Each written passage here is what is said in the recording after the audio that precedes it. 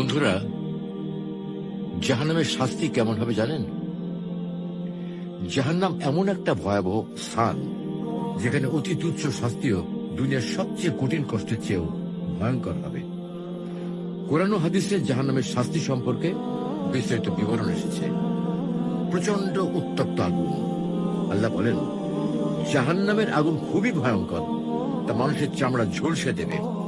রাসূল সাল্লাল্লাহু আলাইহি ওয়াসাল্লাম বলেছেন, তোমাদের আগুন দুনিয়ার আগুন জাহান্নামের আগুনের 70 ভাগের 1 ভাগ মাত্র।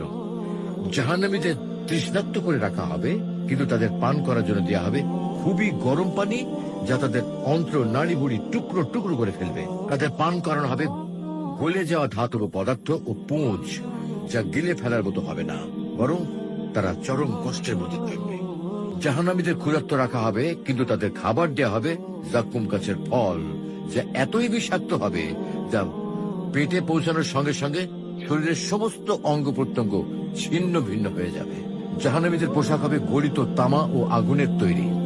তাদের হাত পা লোহার শিকড়ে বেঁধে ফেলা হবে এবং আগুনের মধ্যে টেনে নিয়ে যাওয়া হবে।